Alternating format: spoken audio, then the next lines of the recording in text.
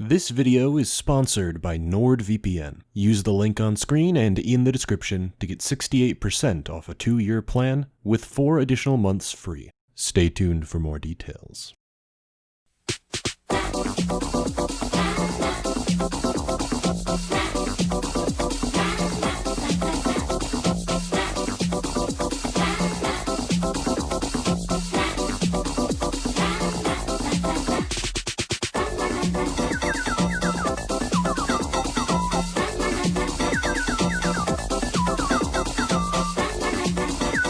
Pokemon Ruby and Pokemon Sapphire, only for Game Boy Advance, rated E for everyone. After Pokemon Gold and Silver, this franchise was unstoppable. Pokemon was a marketing behemoth, and Generation 3 was an absolute explosion. Alongside the ever-present toys, movies, and trading cards was a horde of ambitious spin-offs. This generation was the birth of the Pokemon Mystery Dungeon series, the Pokemon Ranger series, and most importantly, the 2 3D console Pokemon adventures across the region of Ore. This was my generation, the era where Pokemon captured me and likely many others. The root of that ambition tracing back to the mainline titles Ruby and Sapphire. Once again, there's a new region with new Pokemon, but a number of changes saw a somewhat noticeable shift in the direction of the series, which could be seen as either good or bad.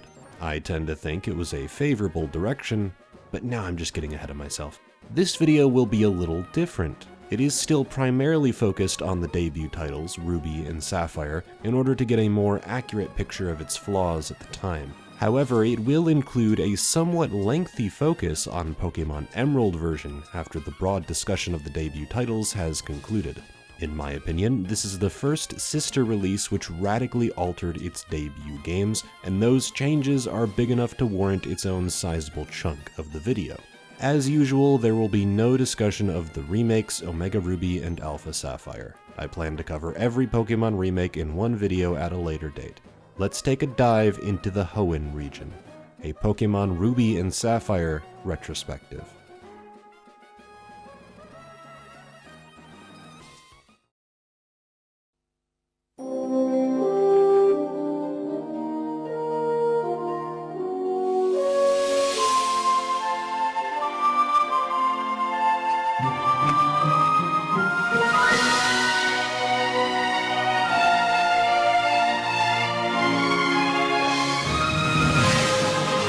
Enter the greatest adventure ever! With more than 100 new Pokémon and new 2-on-2 battling, Pokémon Ruby and Pokémon Sapphire, only for Game Boy Advance. Hoenn is based on the Kyushu region of Japan, home to the production of major agricultural products, hot springs, an active volcano, and other hallmarks of a tropical climate. Kyushu is a sight to behold, one of the most beautiful regions in the world and a place I definitely want to visit one day. It was wise of Game Freak then to make that natural beauty a focus. Junichi Masuda talks about how he visited Kyushu during summer vacation when he was a kid, where he would dive into the sea and catch fish with spears, collect shellfish and crabs, go fishing with rods or with a net, go to the river to catch crabs and shrimps, catch sleeping fish in the river with hands at night, and go hunting for beetles. His view of Kyushu is one of a warm heart, of its people and its creatures, and so Hoenn's central themes revolve around the building of gentle relationships. People in Hoenn are quite caring. Rusturf Tunnel, which would more easily connect Rustboro to cities like Mauville, had its construction work cancelled after it began causing discomfort to the local Whismur. The residents of Four Tree City commune with nature amongst the trees. As its map description remarks, the people and the Pokemon of this city follow nature's cues to rise each morning and end each day. I think this image sums up the region best.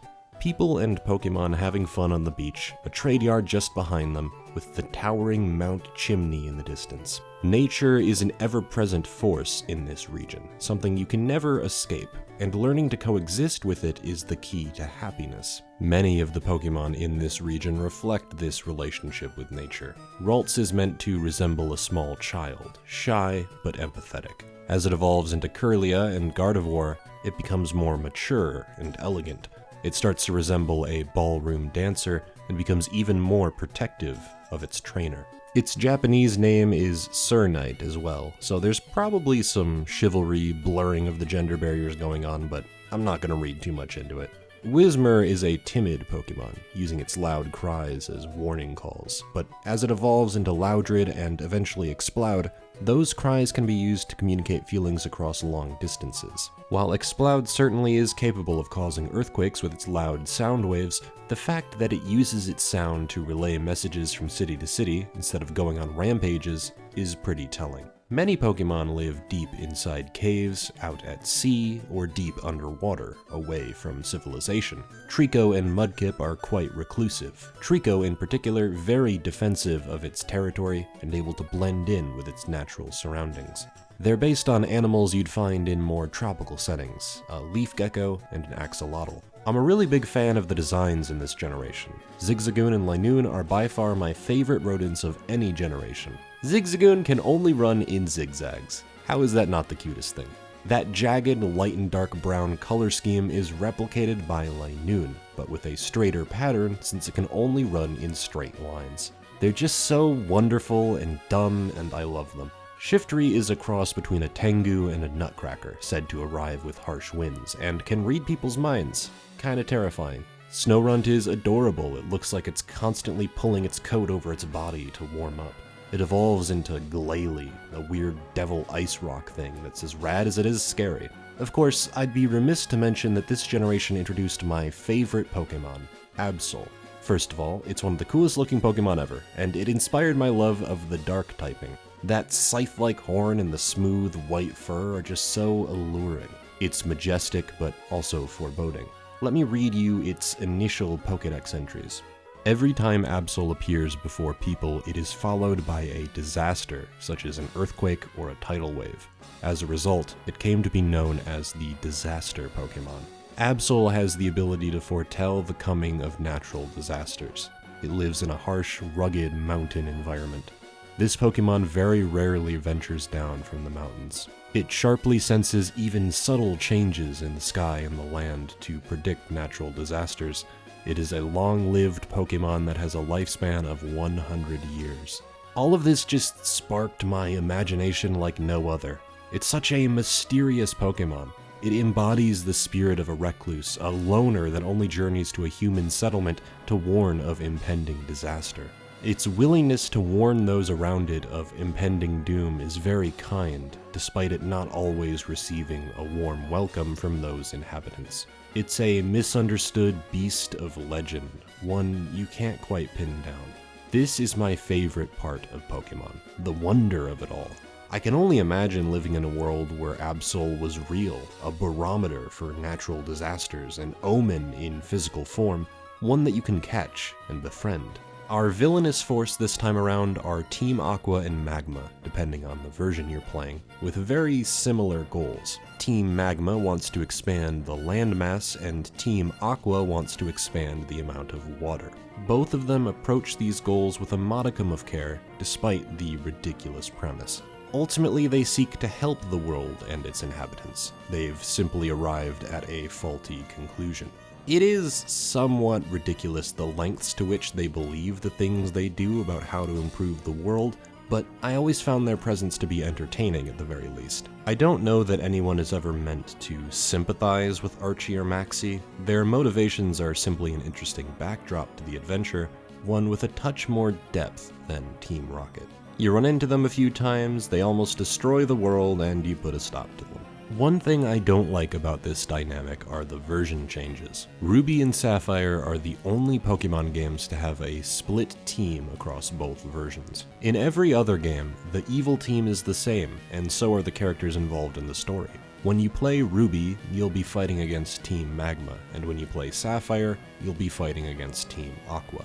Their dialogue and motivations are almost copy-pasted, making it harder to see either of these leaders as their own person, and more just like a collective embodiment of their misunderstandings. My bigger problem with this setup is that the opposite team leader will become your ally to help stop the evil team. This means that the versions have opposite evil and good teams. If you play one after the other, I guarantee you'll get narrative whiplash. It's as if they body swap between the versions. Who is the real Team Aqua or Team Magma? I respect the attempt at distinguishing between the two versions more radically, but I think we can safely keep those decisions limited to version exclusives. Still, it's a solid enough premise to distract from the 8 gym badge quest, and its tackling of climate issues in this day and age is sadly more relevant than it has ever been. As is often the case, I'm much more interested in what this focus on climate means for the region's legendary Pokémon. As much as the story would have you believe Groudon and Kyogre are beings of calamity, their Pokédex entries tell a different story. Groudon has long been described in mythology as the Pokémon that raised lands and expanded continents. This Pokémon took to sleep after a cataclysmic battle with Kyogre. Groudon has the power to scatter rain clouds and make water evaporate with light and heat.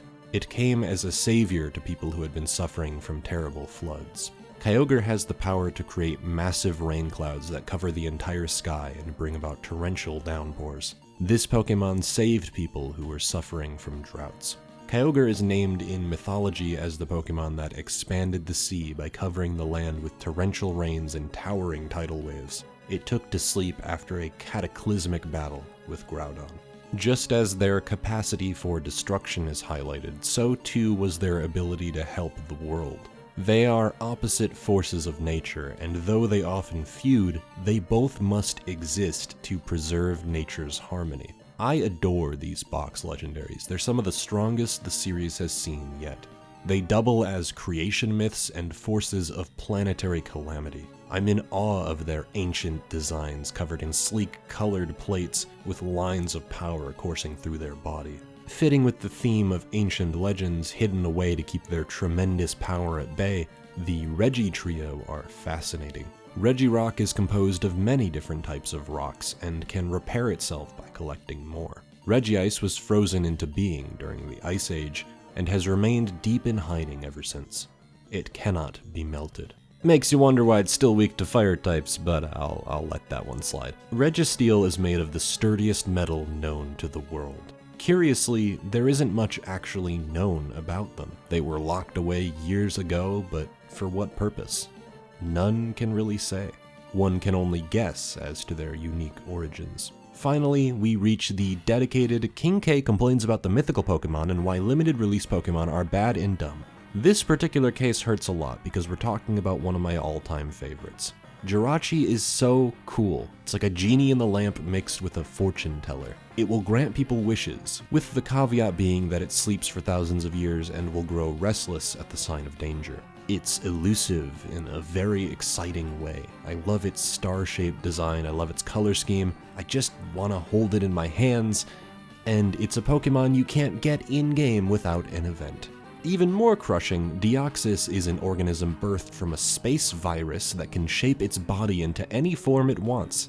This one is particularly brutal since you can visit the Moss Deep space station, and it almost feels like the game is teasing you about it, especially in Emerald.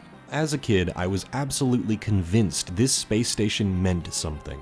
If you did this, that, or the other thing, you'd be able to fly the rocket into space and encounter Deoxys. Basically my version of the Mew under the truck theory. That in and of itself isn't necessarily bad, it's part of the curiosity and wanderlust only this series could have provided. However, since it isn't available in-game and only through a limited time event, I never got to go out into the world and find it like I did with the Regis. The Regis had it right, they made you figure out how to read Braille so you could perform an elaborate set of commands to open the door to their caves. It was really cool. Jirachi and Deoxys have cool lore, but they may as well not even exist in the generation. This problem is only going to get worse as the series goes on. You haven't even heard the worst of me going off about this trend. Once again, Japan reigned supreme in this sense.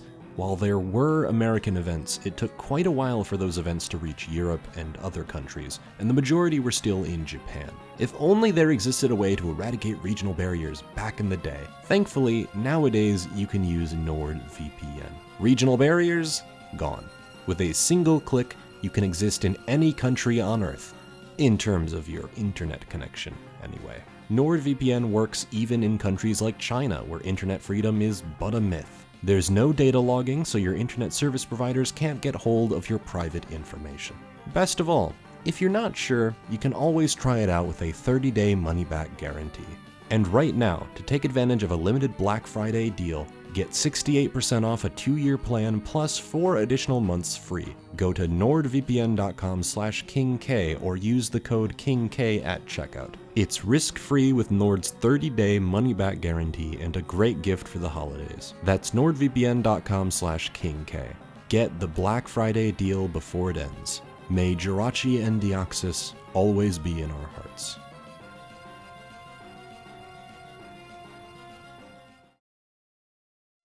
Game Boy Advance.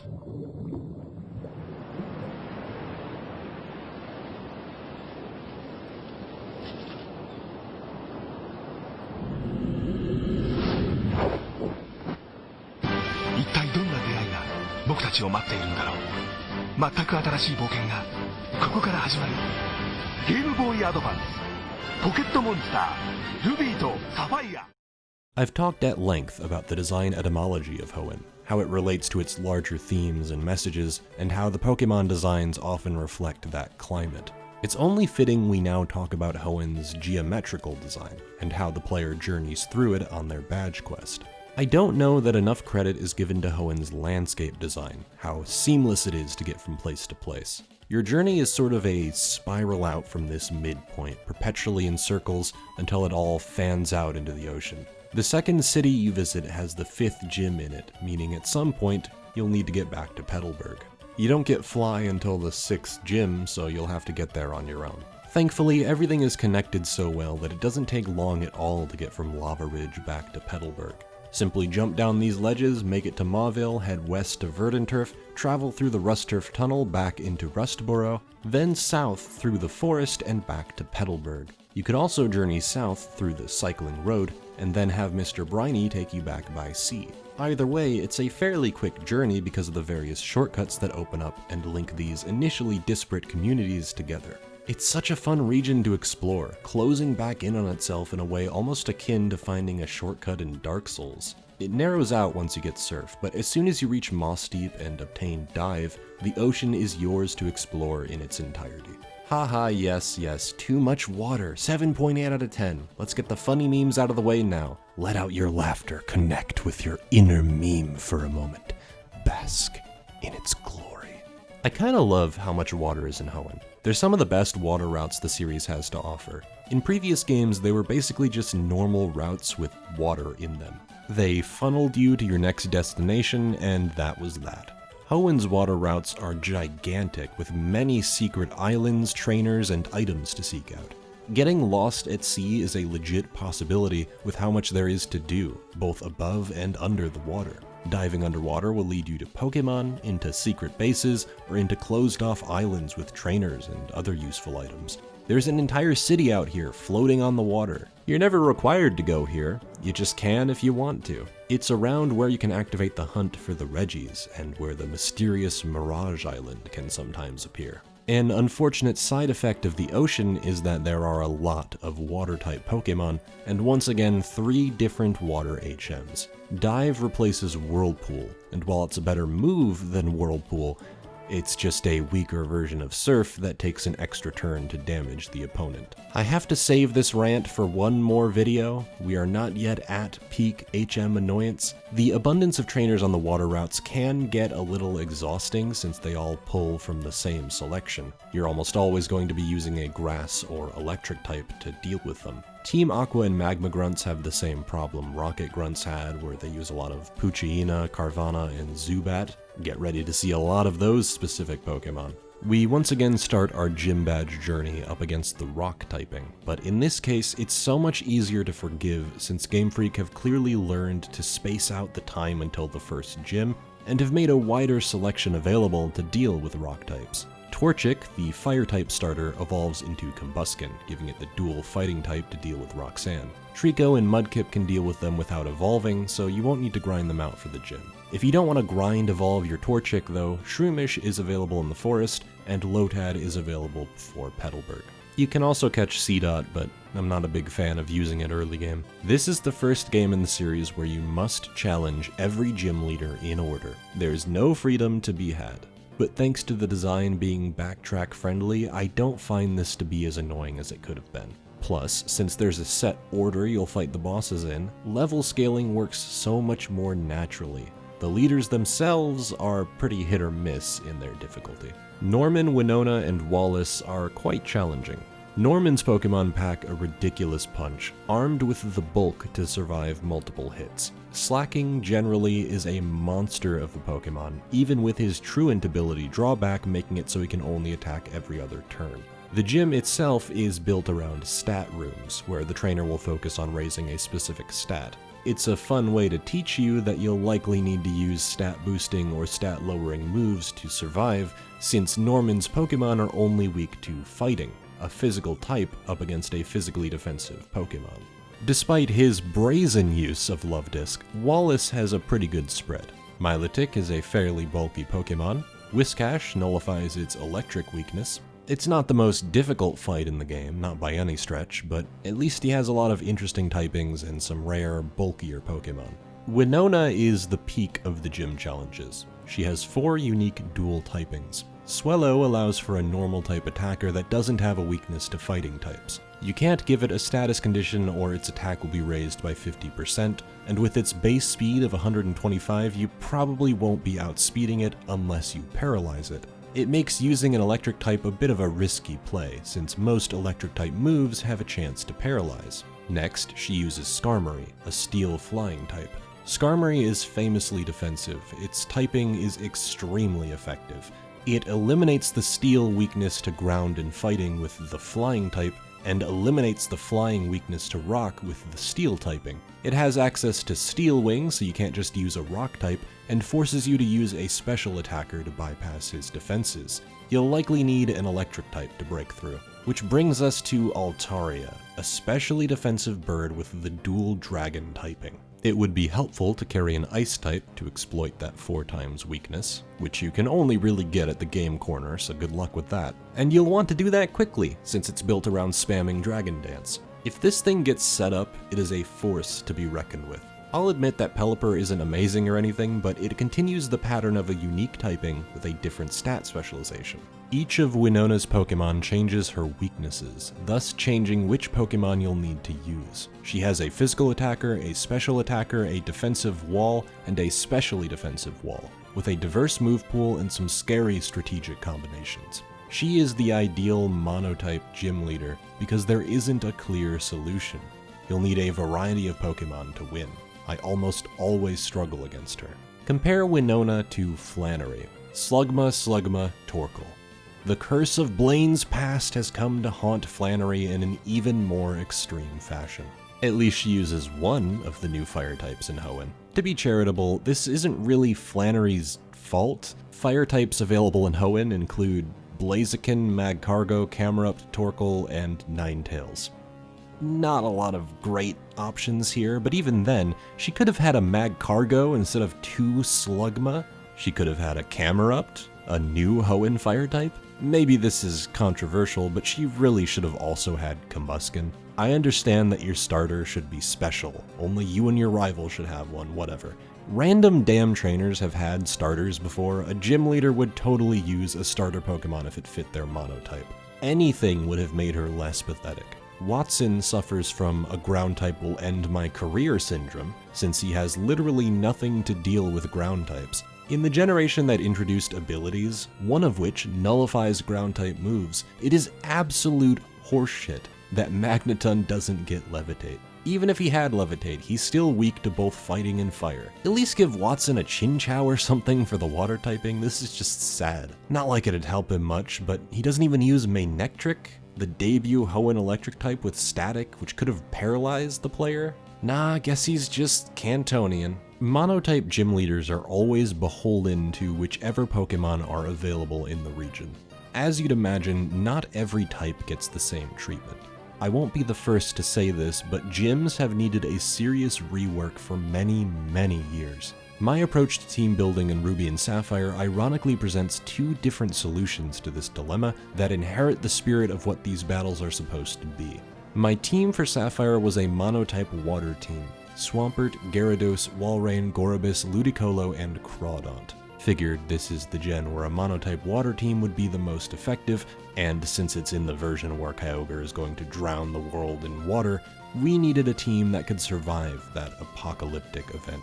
This is a team that can cover so many different bases.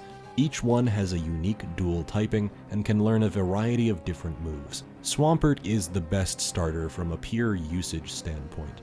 He has extremely good coverage, he isn't weak to electric, he's a bulky mixed attacker, meaning he can make efficient use of both his water and ground typing. He has an answer for virtually anything, just don't use him against a grass type. Walrein serves several functions. It's a decently bulky Pokemon which already has a dual typing that removes its weakness to fire types, and an ability which further reduces incoming fire and ice type attacks. Its signature move, Ice Ball, powers up after using Defense Curl, meaning you can set up your defenses and then decimate with the ice type equivalent to Rollout without the initial low base power. It's also a good Rain Dance setter, crucial for a monotype team. Giving it the old Resto Chesto set means it can get a free max heal at any point in battle, likely after setting up a ton of defense curls. He's incredible against flying and dragon types. Crawdaunt is a water dark type. His ability can either prevent your attack stat from being reduced or make it so critical hits can never land. Two really great abilities. He offers a natural immunity to psychic types with a potential offensive answer should you want to run Crunch. Oh wait, he only learns Crunch at level 51, and only in Fire Red and Leaf Green. And it's a dark type attack on a physical attacker. In fact, this is a water and dark type, a dual special attacker, with its max stat being physical attack. You know, now that you mention it, the Walrein line, introduced in Ruby and Sapphire, can't even learn Defense Curl naturally in its own game, which is a core feature of its signature move. You have to do it in Fire Red and Leaf Green. Who the fuck? Whoops, looks like I fell into a trance there. I'll try not to let that happen again. Gyarados is just a solid pick, with access to a wide variety of moves, and Intimidate as an all-around amazing ability to lower enemy attack on switch-in. It's bulky enough to survive special attacks, even with its electric 4x weakness. I don't think I need to even explain why Gyarados is good. Gorobus was a nice surprise. It's got a decently high special attack and can learn Psychic, an incredibly powerful move, even if it unfortunately doesn't get stabbed. What really surprised me about Gorobus, though, was that it learned Baton Pass and Agility. Baton Pass is a move that retains all stat changes and gives them to whatever Pokemon you switch into. This on its own isn't amazing. It's not a particularly fast Pokemon, nor is it all that bulky. However, its ability Swift Swim doubles its speed in Rain, which synergizes wonderfully with a mono-water team. Rain Dance is crucial to the core anyway, we're going to be using it all the time. So not only is Gorobus a great special attacker, it can set up with Agility and Swift Swim, using Baton Pass before it dies to give the next Pokemon a ridiculously high speed stat. This works wonderfully with Crawdaunt, who can learn Swords Dance but has a low speed stat. All of a sudden, Crawdaunt turns into a sweeper, one with a Brick Break and Aerial Ace. Finally, we have Ludicolo. It can learn Swift Swim, but it also learns Rain Dish, which restores HP every turn during rain. Pairing this with Leftovers, which restore HP every turn, Giga Drain, a powerful stab move that restores HP, Dive, a usually useless move that gives Ludicolo an extra turn of natural HP recovery, and Toxic, which badly poisons an opponent, doubling in power every turn it's poisoned. I don't think I need to say anything else. This is a monotype team done right. It has a ton of synergy, covers a bunch of different types and stats, and was a pleasure to use throughout the game. There were unique struggles, unique victories. I loved using this team despite some of the underdog picks like Gorobus. Even without monotype teams though, a gym leader could center around a separate theme. My team for Ruby was a Sunny Day team, a perfect fit for an apocalypse with eternal drought. Torkoal, though he unfortunately does not yet learn Drought, is a defensive fire type. It's unusual, but he's very effective against physical attackers, especially with Curse. Shiftry has the ability Chlorophyll, which, like Swift Swim, doubles its speed in the sun. It doesn't learn a ton of moves, but it gets Fake Out for the first turn flinch, Giga Drain for HP recovery, Feint Attack and Shadow Ball for coverage. Blaziken is a solid all-round pick. Mixed attacker typing, access to a variety of moves, you know why Blaziken's good. Golduck has the ability Cloud 9, which ignores all effects of weather conditions. While he may not get bonuses for being in rain, our team doesn't want to be in rain anyway. Ever. For any reason. So you can ignore all effects of the weather, including the 50% damage decrease to water-type moves while in sunlight. One of the side effects to basing a team around a weather effect is that your opponent can make use of it as well. Not only are there almost zero fire types in Gen 3, you can now use Golduck to get rid of them. Claydol is here for a similar reason. It's a good wall with access to Calm Mind, all that good stuff, but it's also weak to water, which is weakened by 50% in sunlight. Finally, we have Castform, a unique Pokemon that changes its form and typing depending on the weather condition. This is our Sunny Day setter. He'll gain the Fire type in sunlight for one thing. He can learn Thunderbolt and Solar Beam for amazing coverage, especially considering Solar Beam doesn't need an extra turn of charge in sunlight. Weather Ball, though, is the signature move. It will take on the typing of whatever weather is currently in effect. Water for rain, rock for sandstorm, ice for hail, and fire for sun. It's a 50 base power move with the potential for on-the-fly stab depending on which weather condition is in play, and it upgrades to 100 base power in any weather condition. Castform is a Pokemon I've never used before. I always took a glance at its stats, its weird gimmick, and ignored it. Under the right team setup though, this thing is a monster. Once again, this team struggled and triumphed at different points. I played Ruby and Sapphire back-to-back with completely different teams, and it wasn't draining in the slightest. Both teams gave me a completely different experience. This is always the answer I give people when they ask me how I can keep playing Pokemon over and over and over again. Team building is the best part of Pokemon. Full stop. There are endless combinations, endless synergies, endless favorites to discover. Gym leaders could do the same. They don't have to be limited to one type, and even if they are, there's so much more you could do with the monotype than these games are willing to. And this problem only ever gets more tiring with time. I'm not saying they need to use all the best moves or all the best Pokemon. This doesn't need to be a damn Draiano hack. I would just appreciate more interesting and varied boss fights centered around different themes, even if the theme is very loose. That's all. Steven Stone, the champion, is a great example. Steven's a rock collector. He travels throughout the globe looking for rare stones. His team revolves around a trio of types as a theme. He has rock, steel, and ground types in his arsenal. 2 of those are the Gen 3 fossils, a nice touch. It's a pretty loose theme, admittedly. He's a collector of rare stones, his type reflects that, and it gives him a variety of strong options. That's all I'm really asking for here. It makes Steven a really memorable and unique final boss encounter, a massive step up from this stick in the mud. Your rival, Brendan or May, depending on your gender, is unfortunately not much of a threat. I've always found them pretty milquetoast. Their team just flat out sucks. Your last fight with them is in Lily Cove City and they only have 4 Pokemon. Wally, who should have been your actual primary rival, is a much more interesting character. He has an unexplained illness that seems to improve when there's clean air, falling pretty nicely in line with the very faint environmentalist message the game aligns itself with. Wally's illness means that he can't progress at the same pace as the player, even though he desperately wants to train Pokemon. Despite his many setbacks, he meets you at Victory Road with a really cool team. It's not the most powerful team, but it's a team he got to make. He caught Ralts during the catching tutorial, and now he's trained it up to a Guard of War.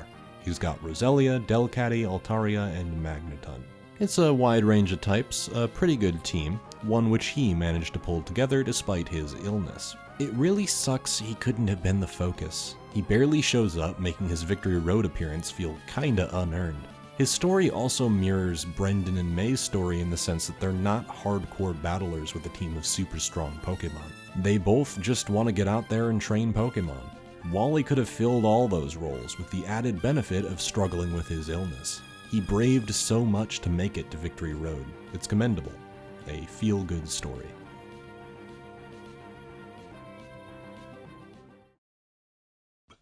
Game Boy Advance.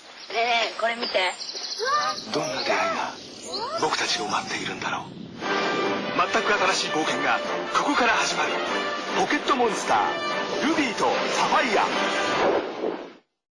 Hoenn brought with it a few additions to the battling formula in the form of natures and abilities. Natures determine which stat your Pokemon specializes in and which one it has a weakness in. Bold Pokemon have increased physical defense at the cost of decreased physical attack.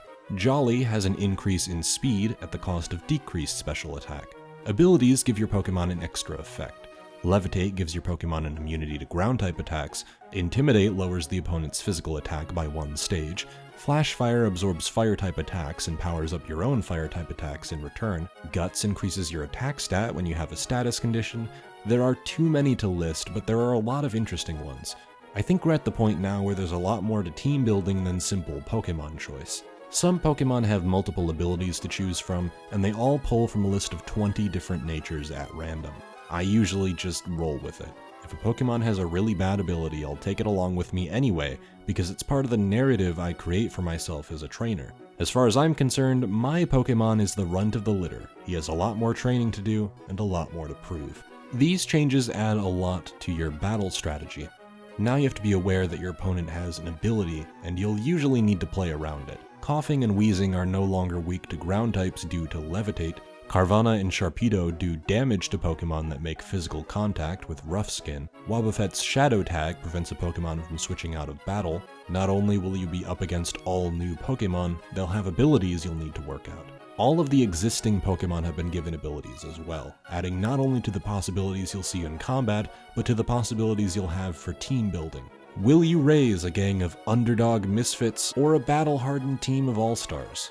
The choice is yours. A more subtle addition was that of the effort value system, where you can raise a specific stat by battling. When defeated, you earn a couple effort values in a single stat. Whismur will give you HP EVs, Poochyena will give you attack EVs, etc. Although this system is more or less hidden, I really like how much it contributes to the silent narrative of your Pokemon selection. If you aren't rigorously EV training, your Pokemon is going to specialize in a stat based on what Pokemon he's fought. They learn from the Pokemon they're pitted up against. This is similar to the individual value system, which is locked when catching a Pokemon, where some stats will be inherently better than others by default. Think of the possibilities for personalized team building. Even if your team is the exact same as someone else's, you'll have a different experience. Maybe you'll live an attack that definitely should have killed you because you had a defensive nature with an abundance of defense IVs. Maybe you defeated an enemy you wouldn't have otherwise due to your attack nature and attack EVs. Through this process, you'll grow closer to these monsters and gain new favorites. However, there have to be good options in the first place for this to work effectively, which is why I like to examine the balance of available Pokemon, when they're available, and how well designed they are. Unfortunately, there are still many problems to cover. The Dark type gets shafted again in several ways. The Carvanha and Poochyena lines are physical attackers even though their typings are special. Absol is heavily attack-based. My favorite Pokemon can't even make use of its damn Dark typing. You might say that not every Pokemon needs Stab. It might have good coverage, a good ability, what have you. I would agree, but I also think the type as a whole needs a wider degree of solid options. Otherwise, it feels like you're kneecapping an entire typing for no good reason. Cacnea and Shiftry do pick up the slack a bit, and they're available somewhat early on, but I really expected to have some better choices. Both of their best Dark-type moves is Feint Attack, 60 power. Why do all the damn physical attackers learn Crunch? It's so aggravating. Sharpedo doesn't have an awful special attack or anything. 95's nothing to sneeze at, but for what purpose is his physical attack 120? Just switch those around. You can still run Slash and Earthquake for coverage and then run Crunch and Surf for stab, but it just has to be awkward, doesn't it? Though this is the generation of water types, I don't know that it excuses just how pitiful the fire type selection is. You know, the starters are the core 3 types, fire, water, grass, and it seems like fire as a typing is treated so much worse than the other two. There are so many solid water types in Hoenn. Swampert, Ludicolo, Milotic, Walrein, and that's not even counting the returning water types like Kingdra, Gyarados, Starmie, Tentacruel. Grass types get Sceptile, Ludicolo, Shiftry, Breloom, Cacturne, Cradily, plus the returning Vileplume line. All of those mentioned are either decent or great Pokemon. So many options there for team building. If you want a fire type, well, you've always got Blaziken. Really good firefighting type mixed attacker. Camerupt, who's 4 times weak to water types in a generation infested with them. Magcargo, also 4 times weak to water. Torkoal's pretty cool, very defensive, I've always liked it. Ninetales is available after the 6th gym and still has all the same problems it's always had. Could you not have just given us Houndoom, please? Or Arcanine? Even Magmar would have been nice, have mercy on the poor type. I will always champion having a variety of options and condemn an imbalance of options. I know it makes sense that there would be less fire types in Hoenn, but that just means you need to make the small selection a solid selection, and Hoenn didn't even accomplish that. Aside from that, it feels like there's a healthy amount of use of most of the types throughout the game. Despite the abundance of water types late game, you don't see a whole ton before that point, so it's not like they dominate the region in terms of power. Gardevoir is a great new psychic powerhouse, with Medicham is a really cool new fighting psychic type. Flygon and Altaria are 2 of my favorite dragon types. Altaria in particular has always been really fun to use in any playthrough. I enjoy using dragon types that aren't pseudo-legendaries. It diversifies the typing, so now you can pick a dragon type and it won't absolutely crush everything in your path. Salamence does still exist though, don't worry. Well balanced as these new 135 are, there is one pervasive problem that cripples a few Pokemon in particular.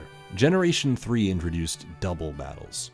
Each opponent would now send 2 Pokemon out instead of just 1. Game Freak did not seem to have a lot of confidence in this feature. In Ruby and Sapphire, the only required double battle is against Tate and Liza. Every other double battle in the game is voluntary. When you walk past a double battle, it won't automatically trigger, so you could theoretically go the entire game without having a double battle until the 7th gym. And it's just weird. I don't get it. I really like double battles. It adds a new dimension to your possible strategies and countermeasures. You can double up on a single Pokemon, but maybe they have Protect, and you've just wasted 2 of your attacks. One of the Pokemon could use a stat boosting move, while the other focuses on attacking. Helping Hand was introduced for this very purpose, powering up the attack of its partner. Additionally, Pokemon like Plusle and Minun were built for double battles. They both learn Helping Hand, their abilities power each other up, it's really cool. Volbeat and Illumise are similar, as are Solrock and Lunatone. Except, the funny problem is, you basically never engage in double battles, so why would you ever use these Pokemon? At least Solrock and Lunatone can function on their own, but the other ones are built to be allies in double battles, and are crippled because they almost never happen. It's even more painful because Minun is one of my favorite Pokemon, and I never want to use him because he can't play to his own strengths. It's so ironic that double battling is the official Pokemon competitive standard, and yet has never been widely adopted by Game Freak. Contests have been introduced, as well as contest stats.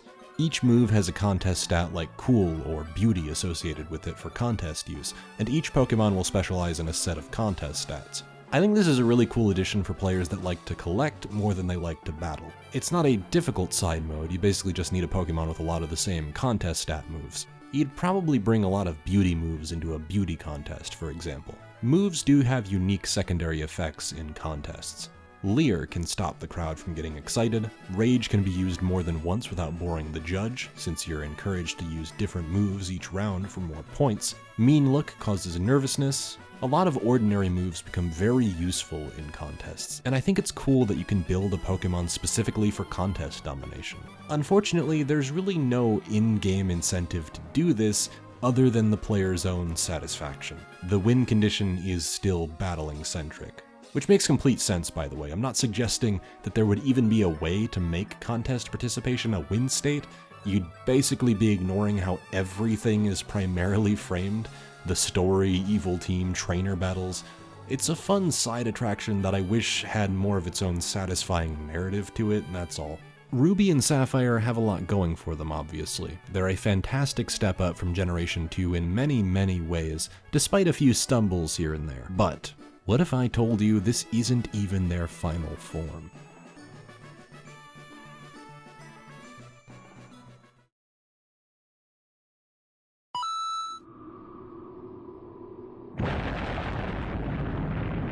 Ruby, Sapphire, そして第三の冒険。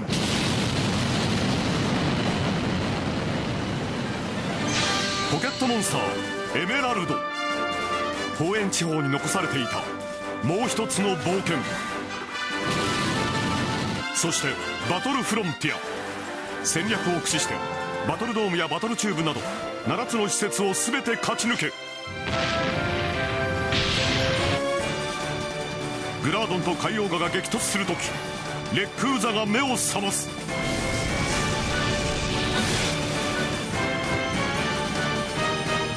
ゲームボーイアドバンスポケットモンスターエメラルド。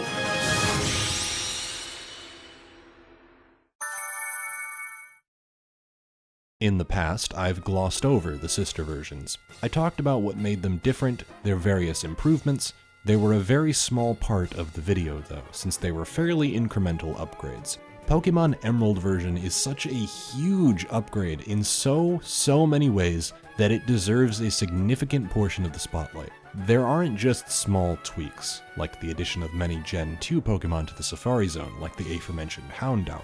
The story has been entirely rewritten so that both Team Aqua and Magma are the villains. Gym leaders have changed up their teams, double battles are more frequent and often mandatory. There's a startup animation for every Pokemon during battle, there's a new champion, and, the main attraction, there's a new island in the post-game called the Battle Frontier that deserves its own section. Let's start with the story changes. Ruby and Sapphire felt like somewhat incomplete narratives, so Emerald put them both in the running.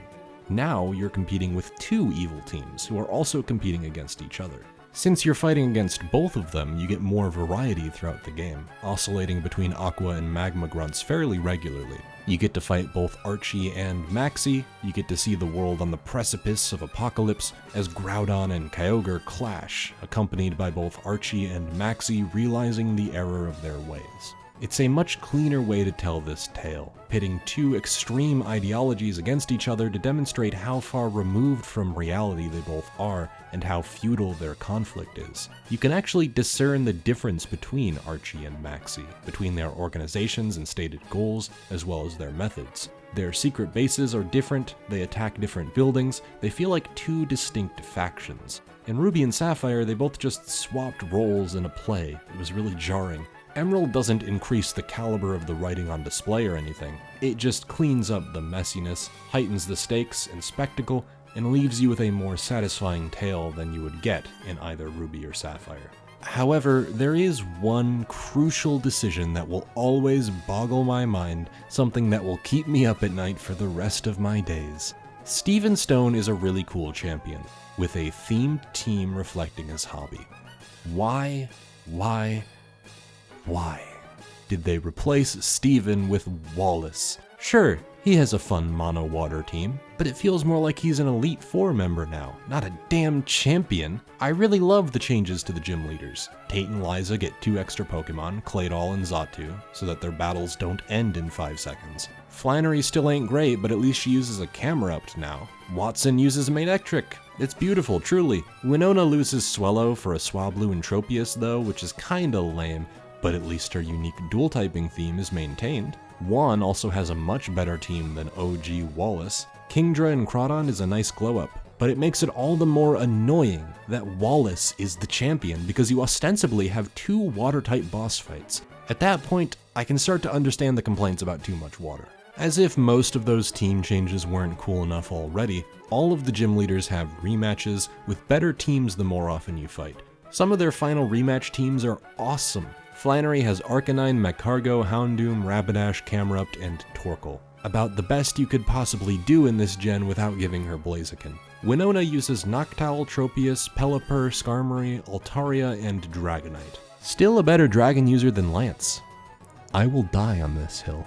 Unfortunately, gym leader rematches are completely random and you can only start them once you've entered the Hall of Fame, which is a really strange requirement. The first couple rematches have really low levels, implying that they'd be given to you throughout your adventure. You essentially just have to wait for them to finally give you their team at the end of many underwhelming rematches. They are all double battles though, giving the underused battle paradigm even more time in the sun. Thankfully, you're going to be spending a lot of time in the post-game, so you'll have stuff to do while you're waiting for those rematches. Hunting for Groudon and Kyogre, for Latios, fighting Steven as a super boss, this is pretty cool, but it doesn't excuse removing him from the champion position. Finally, you'll be spending a lot of time planting berries that remove EVs, training EVs, getting the right natures, and finding a wide variety of moves. The Battle Frontier is no joke.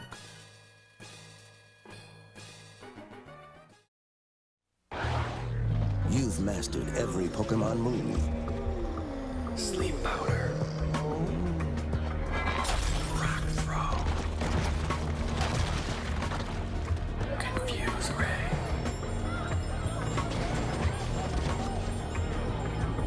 Now you're ready for the all-new Battle Frontier.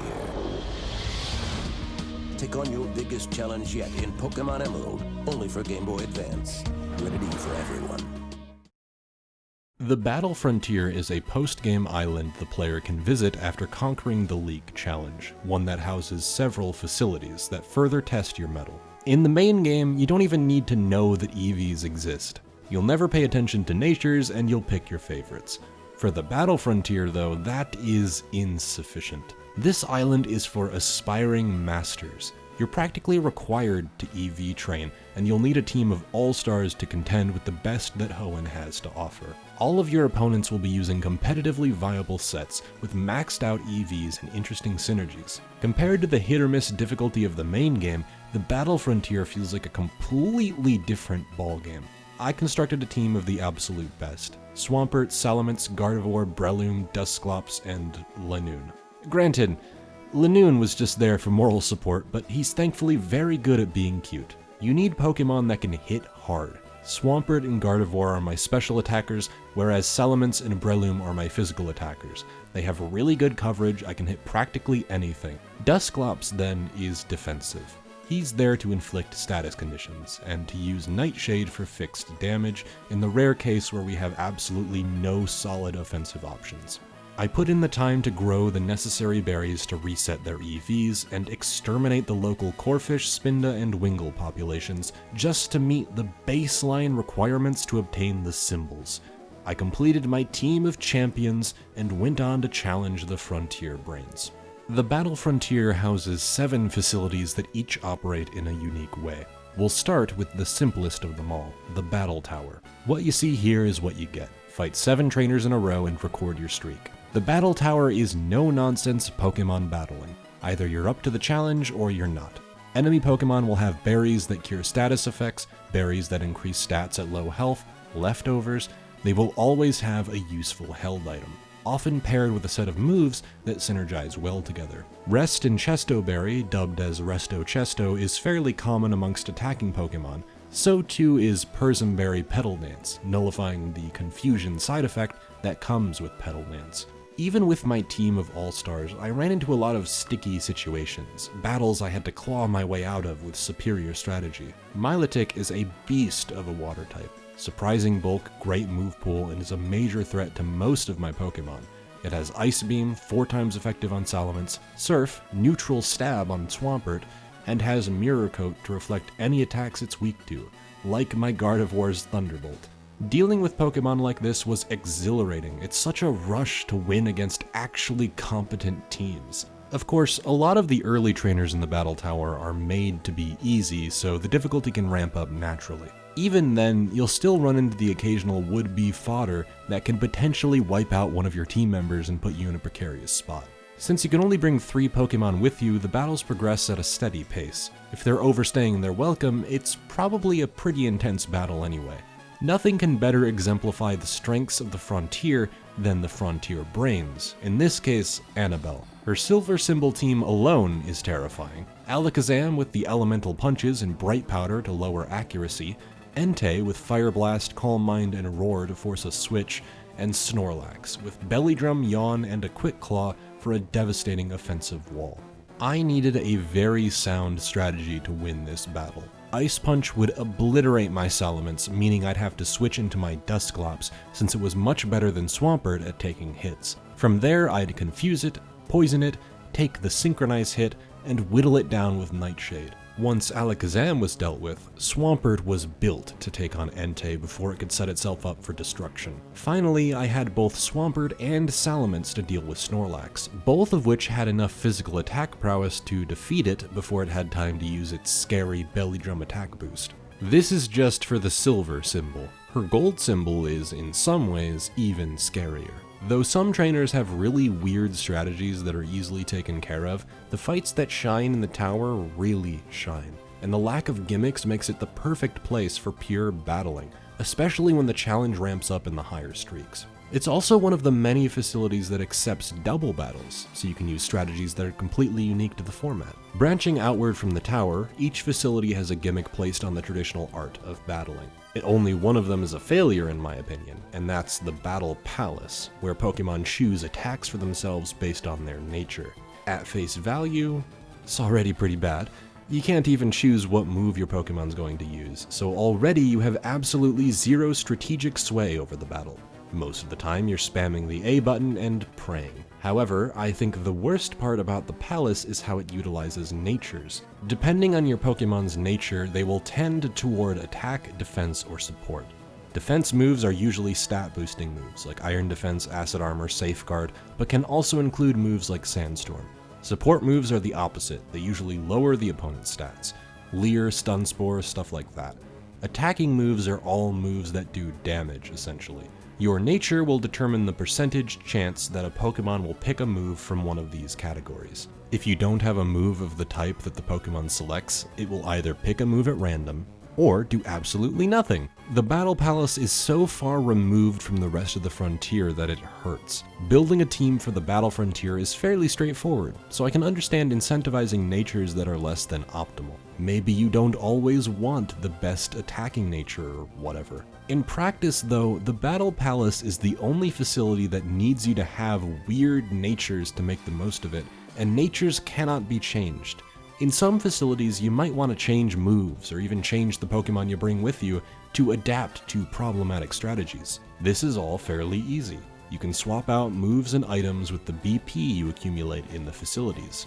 If you want a team that can do well in the Battle Palace though, you'll essentially have to raise a separate team to get the job done, since chucking a Pokemon with a suboptimal nature into one of the other facilities can sometimes be a death sentence. The Palace also brings into focus the problems with the streak system that don't quite manifest in other facilities. The Battle Dome, for instance, is a neat twist on the traditional format. You bring your best team of 3 with you into a tournament setting. You get to see a preview of your opponent's Pokemon, and they get to see a preview of your team as well. It gives you a rundown of where the team's stat strengths lie, and then you pick 2 of the 3 to send into battle. You have to evaluate your Pokemon's strongest assets and predict whether or not they'll be sent into battle. Which Pokemon is your opponent leaving behind? In this sense, the choice is always in your hands. You can pick the best Pokemon for the job every single time, and then it's up to you to win. Each trainer in a streak gets progressively more difficult, which makes perfect sense since they're also the ones who survived the lower levels of the tournament. In this facility, a battle streak is the most natural. Each tournament is a string of battles back-to-back with a clear endpoint. During your 5th tournament, the Dome Ace Tucker will take notice and battle you. His silver team is fairly challenging: Swampert, Charizard, and Salamence. It doesn't take absurdly long to reach Tucker, but it's not a walk in the park, and the tournaments get stronger the longer you last. After 10 tournaments, Tucker will challenge you for the gold. This time, his team is downright scary: Swampert, Metagross, and Latias. What will you use, and what will he use? The tension when you reach a silver or gold battle, the knowledge that a loss will reset the streak to 0, is terrifying. Sure, it is extremely frustrating to lose to RNG. Maybe a focus band activated at the worst time, or you were paralyzed 2 turns in a row, but I don't find that to be the overwhelming norm. Usually it's just down to strategic skill and good maneuvering, which is why I don't ultimately mind the streak system. Facilities like the Battle Pyramid admittedly stretch my tolerance for it, with each attempt taking quite a long time to complete. For just the silver symbol, you need to clear the pyramid 3 times, and 10 for gold. Each run will have 7 floors where you can encounter wild Pokemon, trainers, items, all while contending with the darkness obscuring your vision. Your Pokemon also aren't healed for you. You need to keep them healthy with items you pick up along the way and can transfer to future attempts. Despite how long and arduous the process can be, I enjoy this facility quite a lot. Exploration is encouraged so you can get the best items, but you also can't spend too long doing it since the wild Pokemon encounters are set up to inflict status conditions. Your chances of fleeing a battle are automatically lowered in this facility, so you'll either have to try to run away and risk a status condition, or waste one of your Pokemon's likely valuable PP to dispose of it. If you just search for the exit, you won't get as many items, but your team also won't be crippled by status effects. Sure, it's a long facility, and losing in the 8th or 9th segment of your streak is crushing, but it's not like the pyramid itself is horrible inherently. Even though it sucks to lose a streak and start all over, each of the facilities have fun, competitive level Pokemon battles with gimmicks to spice things up. They're fun even without the boss fights. The boss fights are just your ultimate goal. Nowhere is this journey rather than the destination philosophy embraced like it is in the Battle Factory. Here, you use a random team given to you, each with interesting sets and synergies. You'll get a Resto Chesto Sweeper, or a Sunny Day user, or a defensive tank. Pretty much any competitive set you could imagine, spread across any Pokemon in the National Dex. Though you'll run into a lot of the same sets, since your opponents will grab from the same pool, practically every run will be different from the last. You pick 3 from a selection of 6 at the beginning, and can swap one of your Pokemon with one of your opponents after you beat them.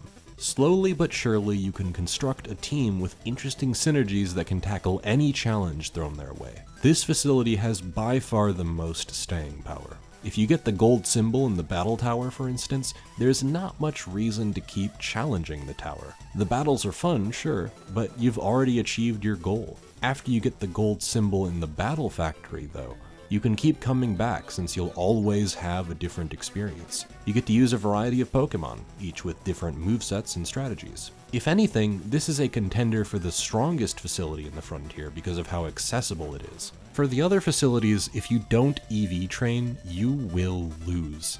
This isn't an exaggeration. If you aren't EV trained, you will be decimated, and that can take a lot of time and energy. But the Battle Factory doesn't require knowledge of these secret systems. You can just walk in and have fun right out of the gate. Sure, it does have the potential to be one of the worst facilities because of its propensity for RNG. Sometimes your options will be terrible, and that can quite easily end your streak. But as I already said, streaks in the factory don't matter too much because it's fun to keep coming back and trying out an entirely new team.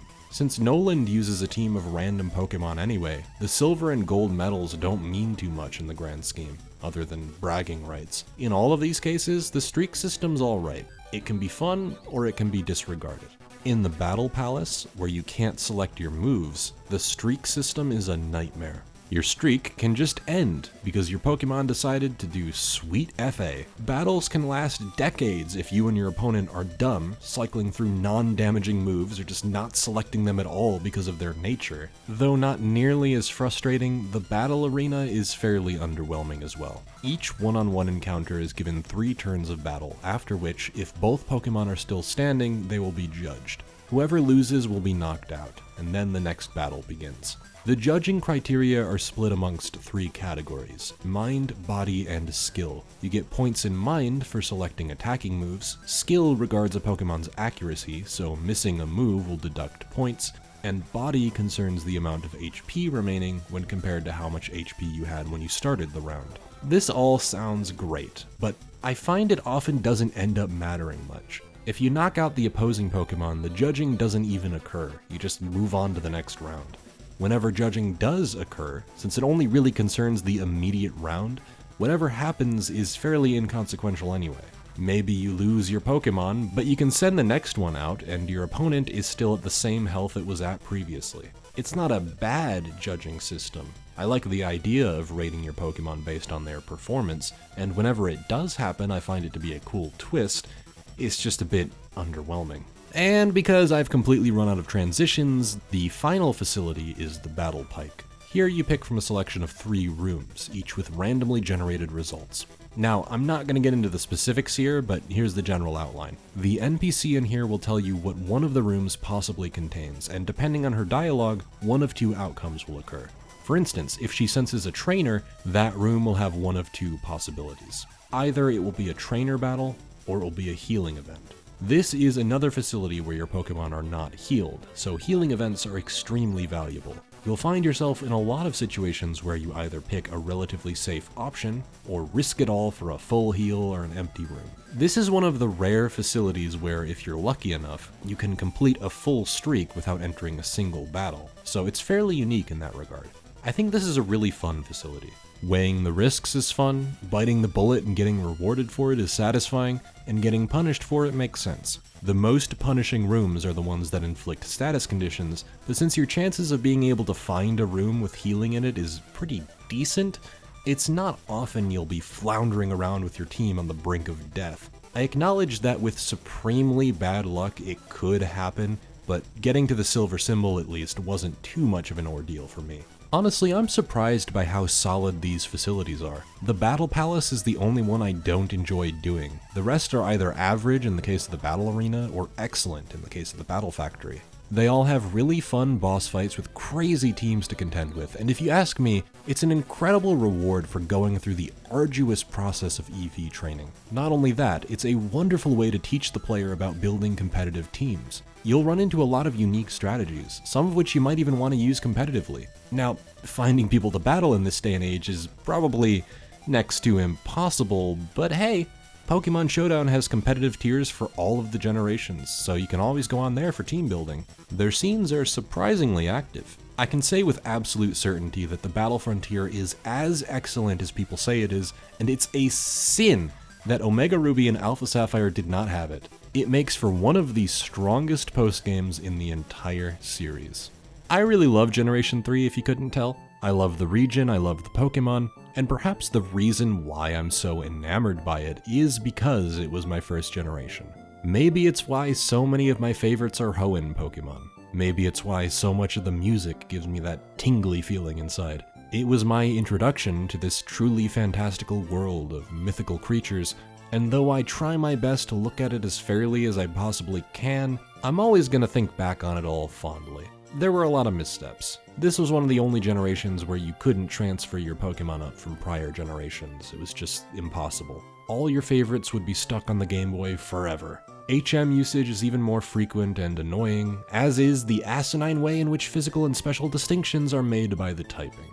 I acknowledge its imperfections, but in terms of being an improvement on Gold and Silver, it is a resounding yes. To be entirely honest with you, I consider Generation 3 to be the point at which the series got good. The Game Boy titles feel somewhat antiquated, fun as they can be. It's particularly hard to journey back to them. Visually, they're quite limited, and though their music is composed well, the sound font can become annoying through repeated listens. There are just a lot of barriers that keep me from wanting to come back. With Generation 3 onward, though, those barriers are practically non-existent. At the very least, the series continues to trend upward. And at the risk of spoiling my next Pokemon video, that trend would steadily continue its trajectory.